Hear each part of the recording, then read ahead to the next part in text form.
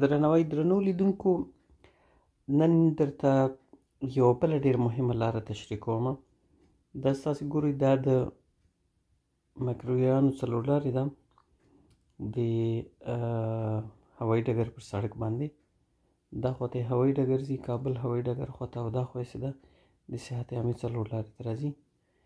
دې چې نه دغه سړک مخامخ چې ګوري د شپېته متره سړک، دا نوی سړک ویستل کېږي او دا مخامخ چارهیي د تیمنیو چارهیي شهید ته وځي. دا ډېر مهم سړک ده. هسې بیروبار به که مثلا د مکروریانو له خوا نه که څوک ځي خیرخانې ته، نو پخوا به داسې راتلله، په دې سړک کې به د چارهیي کې به داسې راتاوېدله او بیا به د هوایي ډګر څلور لارې ته رارسېدله. دا د هوایي ډګر څلور لارې ده او کښته به تلله. اوس به دا موټرونه مخامخ یا همدغسې سیده ځي د ټپې په خوا کې. دا سړک خو د جمهوریت وخت کې داسې راپوخ شو د ټپې شاته شارنو خواته او له هغه سره وصل شو د شارنو چارهیي یعقوب خواته دا سړک تللی. خو دا سړک چې اوس تاسې ګورئ دا به مخامخ د دې چارقلۍ وزیرآباد په منځ کې تېرېږي، 40 متره سړک، او مخامخ تاسې ګورئ د خامه آبادیو کې دا سړک تېرېږي او ډېر زیات نور 20 متره سړکونه هم دي پکې.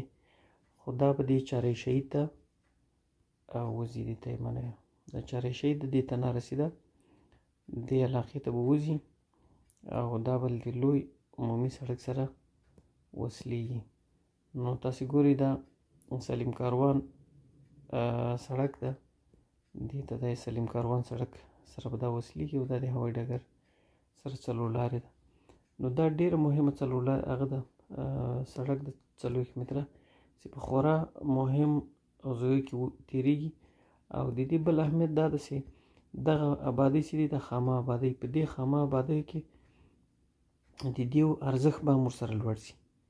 خو ډېر زیات کورونه پکې له منځه ځي او خو دې منطقې ته به نوی رنګ ورکړي. تاسو ګورئ چې د اکثریت پر کورونو باندې مستقیم تېرېږي. دلته د اوسنی سړک چې راوښتی ده د وزیر اکبر خان د غونډۍ شاته د دې سړک دا سړک هم ورسره پراخېږي او دا به همداسې مستقیم تېرېږي. خو هغه سړک د ټپې شاته تېر شوی ده د وزیر اکبر خان د غونډۍ شاته. نو دا ډېر مهم سړک ده او دې سړک سره په دې چارقلۍ وزیرآباد کې ډېر زیات نور سړکونه د زیړ رنګ باندې ستاسې ګورئ ډېر زیات سړکونه وصل دي او داسې ګورئ د دې بلاکو منځ کې هم سیدي سړکونه تېر شوي دي. تاسې ګورئ د هوایي ډګر د بلاکو منځ سړک سره چې کوم بلاکونه دي نو دې منځ کې هم چې ده یو سړک تېر شوی ده او دا منطقه په بشپړ ډول ورسره نوي شي. د هغو کسانو چې کورونه یې په سړک کې ځي هغوی ته به حکومت ښاروالۍ تاوان ورکوي. خو د چا کورونه چې د سړک په سر باندې خصوصا په دغو ځایو کې د چارهیانو په دې کونجو کې راغلي دي، دا نو ډېر هغه دي بختور دي په اصطلاح چې بلند منزلو په منطقه کې راغلل او دا کورونه ټول ورسره چې دي دا ارزښت پیدا کوي. دا لومړۍ نمرې چې دي سړک غاړو ته، که دا د 20 متره سړک کې دي او که د 80 متره سړک کې، فوق العاده زیات ارزښت ورسره پیدا کوي. نو د دغو کورونو لپاره ښه شو چې دا کوم کورونه دا اول او دویم او دریم کېږي. خو د هغو کورونو لپاره چې تاسې ګورئ چې د سړک کې ځي له منځه دیو ته به ښاروالۍ خپل هغه ورکوي، تاوان به ورکوي ورته. نو که دی کې ځي له منځه په هر صورت باندې په دې منطقه کې د دې پلان په عملي کېدو سره کېدی شي زرګونه کورونه له منځه لاړ شي، خو زرګونو نور ارزښت به ورسره څو برابره زیاتېږي. دا په دې منطقه کې دا ټول نوي سړکونه دي تقریبا همدغسې ده. دا پخوانی زوړ سړک د سلیم کاروان نه چې راتاو شوی ده، له دې نه اخوا چې دي نو ټول نوي سړکونه دي.